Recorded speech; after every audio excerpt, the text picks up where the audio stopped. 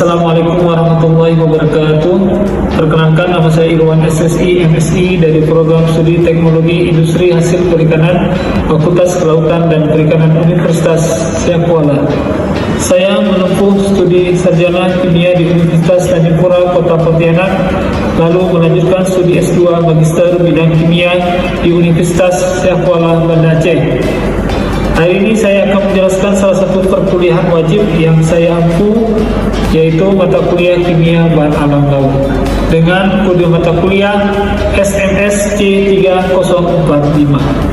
Mata kuliah ini dilaksanakan pada semester ganjil dengan jumlah SKS 2 teori dan 1 SKS untuk praktikum. Mata kuliah Kimia Bahan Alam Laut membahas sumber, penggolongan, dan metabolit primer serta sekunder dari senyawa bioaktif di organisme laut.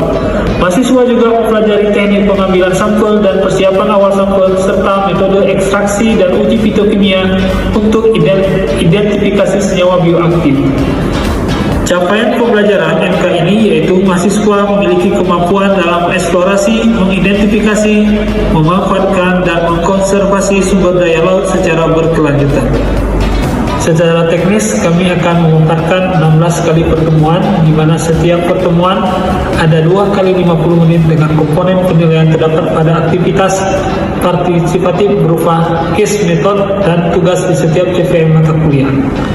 Adapun CPM mata kuliah Kimia Bahan Alam Laut ini yaitu: pertama, mahasiswa mampu menguasai dan mengidentifikasi jenis metabolit dan senyawa aktif serta teknik sampling dari bahan alam laut. Kedua, mahasiswa mampu menguasai teknik ekstraksi serta identifikasi sampel bahan alam laut. Ketiga, mahasiswa mampu mengidentifikasi perbedaan struktur senyawa metabolit sekunder. Metode pembelajaran yang saya gunakan adalah student-centered learning yang menempatkan mahasiswa sebagai pusat pembelajaran. Melalui metode ini, mahasiswa dapat aktif dalam mengidentifikasi, menganalisis, dan memecahkan masalah yang relevan dengan pembelajaran kimia bahan alam laut. Kriteria nilai lulusan pada mata kuliah ini adalah yaitu A. sangat baik, AB baik, B. kurang baik, BC sedang, dan C cukup. Adapun materi perkuliahan pada Kimia Bahan Alam Laut ini yaitu: yang pertama, penggolongan metabolit primer dan sekunder; kedua, teknik sampling; ketiga, ekstraksi sampel bahan alam laut; yang keempat, uji fitokimia atau fitokimia screening; yang kelima, menentukan dan identifikasi golongan isofrenoida, kemudian golongan alkaloida, ketujuh, golongan fenolat, golongan glikosida, golongan peptida, dan golongan poliketida. Selanjutnya, saya akan tampilkan cuplikan pengajaran kami terutama pada pertemuan keempat dengan topik terkini dan relevan. Assalamualaikum warahmatullahi wabarakatuh. Alhamdulillah, puji dan syukur kita panjatkan kehadiran Allah SWT di hari ini, di hari yang penuh berkah. Kita berikan sehat dan sempat untuk hadir kembali dalam perkuliahan kita, yaitu mata kuliah Kimia Bahan Alam Laut. Salawat dan salam kita haturkan kepada junjungan Nabi besar Muhammad SAW, dan mau kita dari alam jahiliyah ke arah terang-terang dengan ilmu pengetahuan. Baik, sebelum kita memulai perkuliahan, kita berdoa dulu. Semoga perkuliahan di hari ini ada berkah dan penuh bermanfaat bagi kita semuanya. Baik, berdoa dimulai.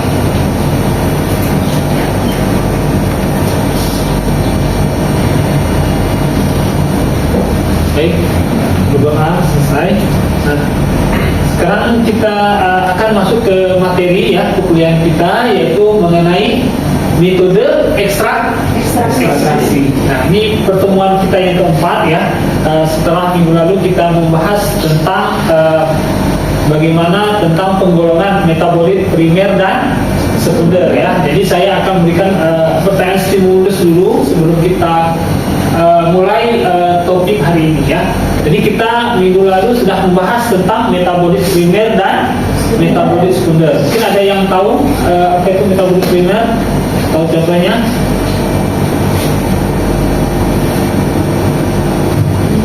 Ya, silakan. Saya Izinda. Metabolit yang saya tahu metabolit primer itu dia untuk tubuh berkembang seperti protein di glukosa di dalam tanaman. Sedangkan metabolit sekunder ini seperti dia mempertahankan seperti alkaloid, flavonoid, terpenoid, steroid tadi. Baik ya, tadi sudah dijawab oleh dari kita ya tentang metabolit primer dan sekunder. Jadi primer itu metabolit yang ada di sebagai utama, contohnya apa? Gula ya, karbohidrat, itu adalah metabolit primer. Sedangkan metabolit sekunder yang ada dalam skala kecil ya, misalnya ada alkaloid, flavonoid, terpenoid, steroid dan sebagainya, atau yang kita kenal dengan senyawa bioaktif.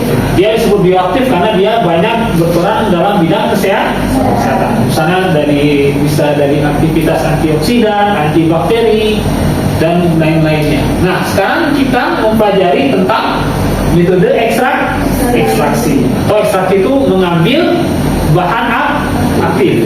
Gimana caranya kita mengambil bahan aktif pada suatu tanaman atau organisme laut ya.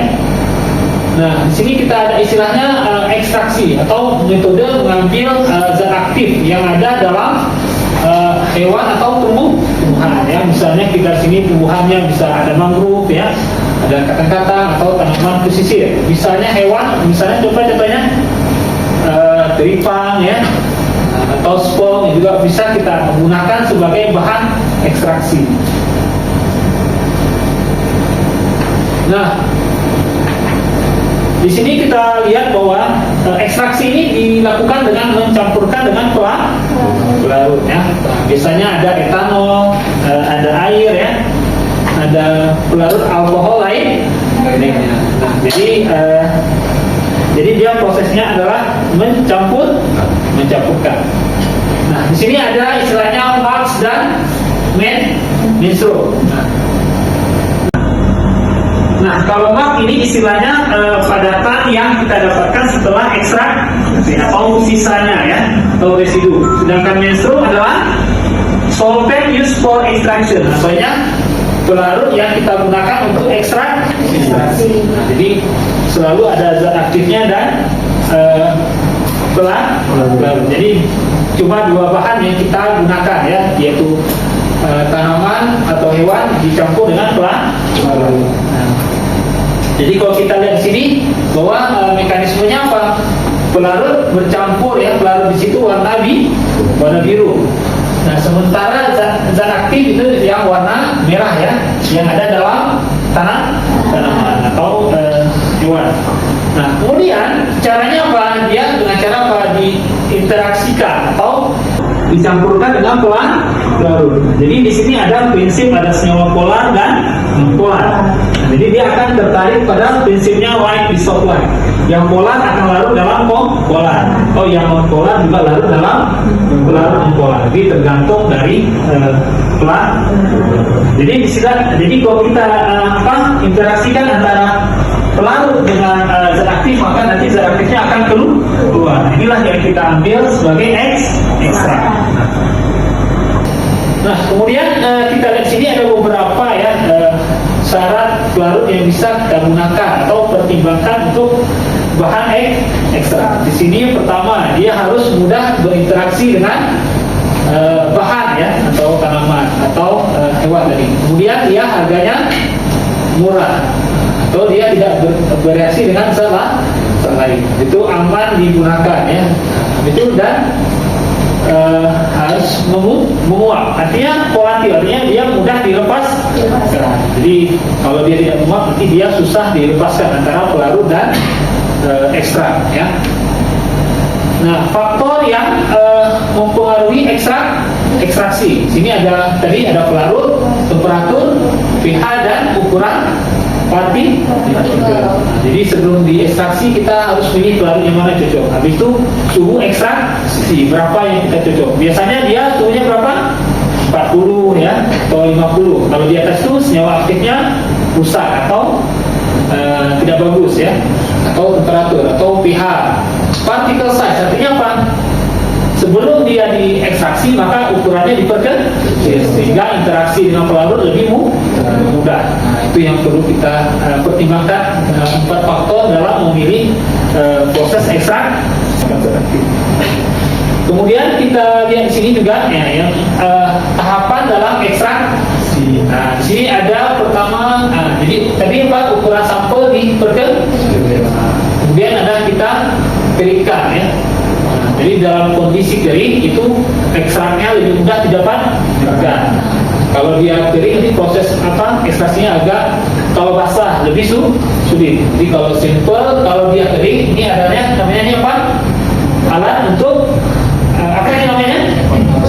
Ya, evaporator ya, alat untuk memisahkan antara pelarut dan ekstrak. Nah, jadi dia pakai tekanan tinggi, nanti pelarutnya terpisah. Jadi yang sini sisanya apa? Ekstrak dan tetap. Nah, di sini kita atur suhunya ya, berapa? 40 atau berapa kita set ya, sesuai dengan yang kita gunakan. Ini misalnya yang pernah saya penelitian, saya gunakan tripang. Contoh tripang ya, tidak suruh kita gunakan, kita potong dalam ukuran yang kecil. Nah, kemudian lagi ada beberapa ya metode ekstraksi. Jadi ada metode hot method dan cold method. Ada yang panas dan dingin. Nah, kalau yang dingin biasanya kita sebut dengan, ada juga metode konvensional. Itu dengan namanya maserasi. Ini juga kita ini ya, ada di praktikum ya, bisa dilihat. Kemudian yang hot, yang panas itu ada dua, ada detoksi, kemudian ada infusi, ada non-continuous hot, dan kemudian ada misalnya reflux dan soklet. Ini yang modern. Nah, kalau dua ini yang modern. Kemudian kalau yang konvensional itu dengan maserasi. Nah, kalau maserasi ini metode konvensional atau yang pur, artinya dia hanya dilarutkan bahan aktif dengan pelarut. Biasa metodenya kita sebut dengan metode perendaman ya, direndam dengan pelarut selama 3 sampai 7 hari ya, tergantung kebutuhan ya. Itu sisa disaring ya, selama 3 hari ya, disaring maupun kita dapatkan konsentratnya, baru kita keringkan dengan menggunakan evaporator. Kemudian kita lihat lagi apa sih keuntungan dari metode maserasi. Nah, keuntungannya apa? Nah, ini nomor 2 tadi, easy dan cheap. Artinya apa? Simple dan murah. Nah, ini makanya metode ini juga banyak dilakukan untuk mendapatkan senyawa bioaktif. Kemudian ya, jadi zat aktifnya lebih bagus ya, karena dia dalam kondisi tidak panas ya. Sedangkan keuntungannya apa? Waktunya lama, tidak efisien, artinya ekstrak yang didapatkan dalam jumlah kecil atau random band-nya tidak terlalu banyak ya. Kemudian ada lagi metode namanya infusi. Infus artinya apa? Kita rendam atau kita campur dengan pelarut. Dia tanpa adanya pemanasan. Misalnya apa betulnya? Kita mengambil apa? Misalnya wortel ya, kita rendam dengan air. Nanti misalnya itu agak lama ya prosesnya, misalnya 6 jam, 12 jam baru larut yang zat aktifnya. Itu metode perendaman. Namanya infusi. Nah, kemudian ada lagi decoction atau dengan menggunakan metode apa? Boil atau direbus ya. Itu kita mengambil senyawa aktif ya. Sebentar ya, sebentar. Baik. Nah, jadi detox itu apa? Kita menggunakan tadi apa? Metode dipanas. Jadi campur dengan air, dipanaskan, baru disaring. Itu mendapatkan zat aktif. Atau metode kita apa namanya? Seduh ya, seduh sama. Namanya istilahnya saring, itu mendapatkan zat aktif. Atau metode kita apa namanya? Seduh ya, seduh itu sama. Namanya istilahnya decoction. Itu mungkin sudah pernah kita lakukan ya. Nah, kemudian lagi ada istilahnya apa? Percolation atau perkolasi. Artinya menstrumnya atau pelarut yang kita campurkan dengan zat apa material. Nanti diinteraksikan ya, nanti dia dibuka kerannya lagi keluar zat. Bisa dia nunggu juga prosesnya dan ada 24 jam ya. Agak mirip dengan tadi apa masalah. Nah ini yang agak canggih ya, atau yang modern. Ini namanya metode Shockwave. Kenapa disebut metode Shockwave? Karena alat ini namanya Shockwave. Jadi dia seperti dimasukkan zat aktif dalam kantong ya, atau tempatnya wadahnya ya. Jadi nanti dimasukkan pelarut. Jadi pelarut sama bahan di sini ya. Jadi pelarutnya efisien, nggak terlalu banyak. Kenapa? Dia bisa continue terus ya. Kemudian lagi ada istilahnya apa tadi? Ultra atau sonikasi atau sonication. Jadi dia menggunakan gelombang ultrasonik ya, frekuensinya pada 20 kHz sampai 2000 kHz ya. Jadi dia metodenya dikasih suara ya, pada frekuensi tersebut, kemudian nanti akan memecah dinding sel dari bahan ya, dan akan terambil zat aktif ya.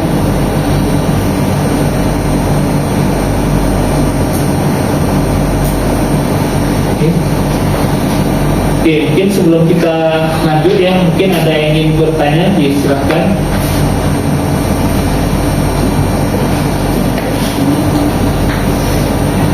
Oke, kalau begitu saya yang bertanya ya. Nah, tadi kita sudah memaparkan tentang metode-metode apa tadi, ekstrak. Nah, sekarang yang saya tanya, apa beda antara metode maserasi dan Shockwave? Mungkin ada yang bisa menjelaskan. Jadi yang maserasi yang konvensional dibandingkan dengan yang modern. Kira-kira apa bedanya? Kira ada yang bisa jawab? Dipersilahkan.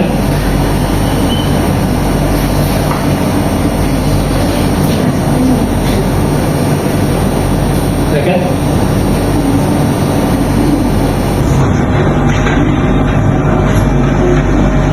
Ya, silakan. Saya izin menjawab. Ya.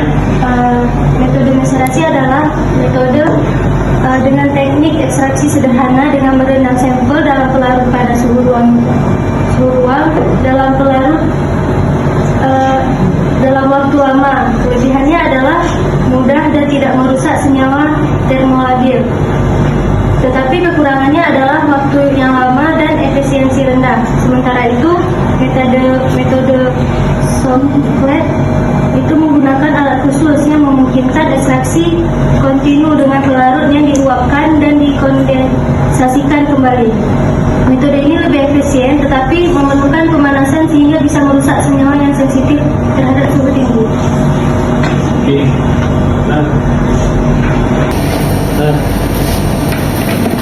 Ya. Baik ya, berarti sudah memahami konsep tadi ekstraksi. Nah, sekarang kita lihat aplikasi ya dari ekstraksi dalam beberapa jurnal penelitian. Misalnya ini kita kaitkan dengan ekstraksi ya. Misalnya di sini dalam penelitian saya ya tentang contoh di sini aplikasi dari ekstraksi ya. Di sini saya contohkan judulnya antikalkuli dan aktivitas antibakteri dari tripang hitam Holoturia alba menggunakan pelarut apa tadi? Pelarut apa yang digunakan? Metanol. Nah, jadi kita menguji dua aktivitas ya. Nah, jadi prosesnya selama metodenya apa tadi? Maserasi selama 72 jam atau 3 hari. Nah, itu didapatkanlah ekstraknya, kemudian di hasilnya apa tadi? Ada 4 senyawa bioaktif, ada terpenoid, flavonoid, saponin dan jadi kita pelajari minggu depan cara uji bioaktivitas atau fitokimianya. Nah, kemudian kita lihat di sini yang saya tampilkan yaitu kita uji apa tadi? Uji aktivitas antibakteri. Nah, sini kita lihat sini ada variasi konsentrasi ekstrak ya. 25%, 50, 75, 100 ya. Nah, digunakan kontrol ya kita lihat sini ada dua bakteri ya, ada Escherichia coli dan Staphylococcus aureus. Jadi kalau kita lihat sini, kalau dia aktivitas antibakteri yang kuat, maka dia di atas nilainya apa? 15 ya. Nah, maka di sini ada semua 1 ya, ada 4, ada 3, ini menunjukkan apa? Aktivitasnya rendah ya, atau lemah. Ini aktivitas antibakterinya lemah. Ini sampel ini Baluturia ini kita ambil dari Benteng Nubale ya. Di mana? Di Aceh jadi dia aktivitas antibakterinya kategori kecil, tidak tinggi ya. Nah, kalau dia besar segini ya, lebih dari dulu ya. Jadi aktivitasnya kuat ya. Jadi ini ada juga aktivitasnya, tapi dalam kategori rendah. Nah, sekarang kita bandingkan di sini ya. Nah, inilah uniknya dari laut ya, biota laut. Tadi saya contohkan tadi apa? Apa tadi? Dari Aceh ya, Aceh besar. Nah, sekarang kita lihat juga ini namanya Baluturia atra. Nah, dia dari mana ini? Lembutan water atau Bengkayang atau ini di daerah Kalimantan ya. Jadi dia punya juga namanya tripang hitam. Kita lihat di sini. Nah, bedanya yang tadi apa dengan yang sebelumnya? Kita lihat aktivitas antibakteri. Nah, ini ada 40, 30, 20, 10. Ini kekuatannya strong. Artinya apa? Aktivitas antibakterinya kuat. Walaupun dia spesiesnya sama, tapi aktivitasnya bisa beda. Nah, ini juga dipengaruhi oleh faktor apa tadi?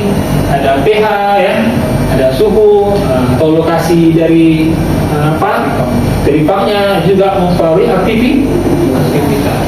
Maka dia dua-duanya bahkan sangat kuat ya, very strong. Nah, di kedua bakterinya sama ya tadi ya, E. coli dan aureus ya.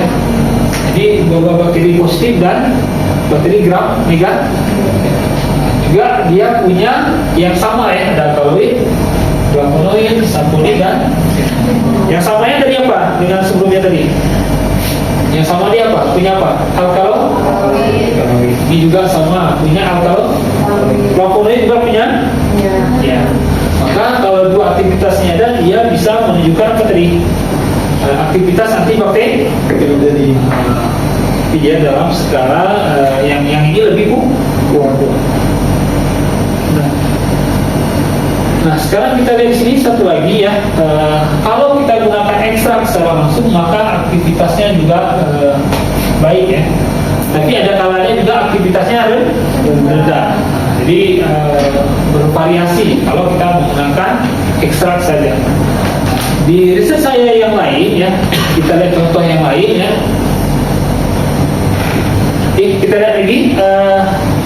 Sini satu lagi. Sekarang kita kembangkan metode lain ya. Kita gunakan namanya teknik green synthesis. Nanti saya akan jelasin ya. Green synthesis itu bedanya apa dengan yang konvensional? Nah, sama-sama. Di sini kalau green synthesis kita menggunakan apa tadi? Kita campur ekstraknya dengan etanol ya. Misalnya nih kita dapat kita ambil ekstrak sama ya. Ini juga dilakukan tadi ekstrak. Misalnya dengan di sini contohnya apa? Rumput laut jenis Ulva intestinalis, rumput hijau. Di sini apa? Kita campurkan dengan etanol, dapat ekstrak. Kemudian bedanya apa? Kita campurkan dengan perak ya, atau lautan perak nitrat, namanya lagi. Maka disebut dengan NPS, nano partikel. Kalau nano berarti ukurannya 10 min 9, artinya ukurannya lebih ke kecil. Ibarat tadi misalnya yang ekstrak biasa, kekuatannya 1 ya, 1 genggam. Kalau nano berarti 10 min 9, berarti ibarat 1 dibagi 1 miliar ya, 1/1 miliar, 10 min 9 kan. Dia kecil, tapi dia lebih besar kekuatannya. Dibagi lagi menjadi 1 miliar. Kekuatan sama seperti yang besar ini. Kita lihat ya, efeknya apa? Kita lihat sini aktivitas apa tadi? Antioksidan. Nah, kita bandingkan yang tanpa penambahan tadi perak dan ekstrak biasa ya.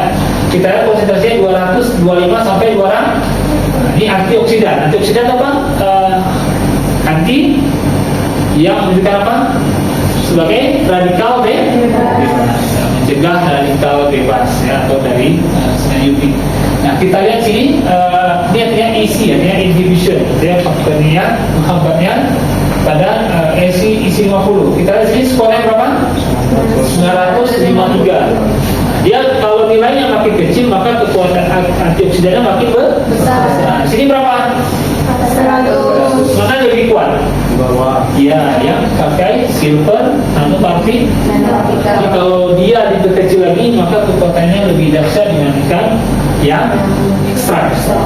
Jadi kalau risetnya sampai ekstrak saja ya sudah. Tapi kalau kita mau lebih aktivitas lebih tinggi lagi, kita bisa combine dengan perak ya, kita buat jadi nanopartikel, bisa campurkan dengan perak nitrat ya, atau larutan emas ya, atau larutan palladium ya, dan lainnya. Nah, itulah kita gunakan, kita eksplorasi ekstraknya menjadi bioaktivitasnya lebih tinggi.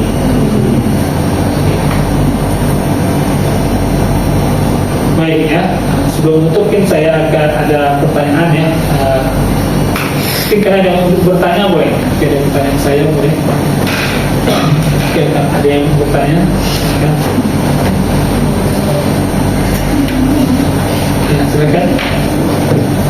Jadi Bapak, saya ingin bertanya, apa sih tantangan utama dari ekstraksi bioaktif dari bahan laut dibandingkan dengan tumbuhan darat? Baik, ya, terima kasih atas pertanyaannya ya. Jadi kita lihat tantangannya dalam kita ekstraksi antara tumbuhan dengan hewan ya. Nah, tantangannya apa? Ya, memang di sini dalam kita ekstraksi selalu ada tantangan. Misalnya apa? Dari pH, salinitas ya, suhu juga itu mempengaruhi dari zat aktif ya. Misalnya kita contohnya mangrove ya.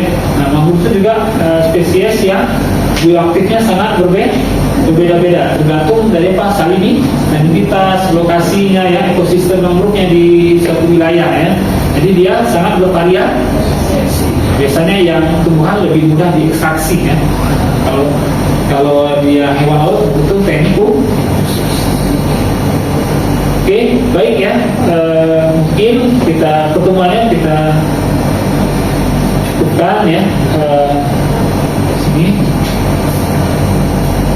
Mungkin hari ini sudah kita pelajari ya tentang ekstraksi ya, tentang semuanya. Semoga ilmu hari ini bermanfaat untuk kita semuanya. Dan jangan lupa nanti akan saya kasih tugas gimana cara ekstraksi. Kalian lihat dari beberapa jurnal ya, ini lebih ke kelompok tentang terutama tentang yang laut aja ya, dari mangrove ya, gimana jumlah ekstraksi terhadap bioaktivitas dari mangrove. Mungkin beda lokasi ini bisa kalian cek di jurnal ya. Nanti kita secara berdoa. Baik, terima kasih atas kehadirannya. Semoga bermanfaat dan sukses selalu dan tetap bersemangat. Baik, saya akhiri. Assalamualaikum warahmatullahi wabarakatuh.